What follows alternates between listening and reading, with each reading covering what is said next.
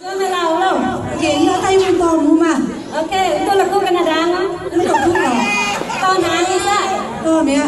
To chứ buổi chiều. To buổi chiều gì không à? To mới niềm cho tắt.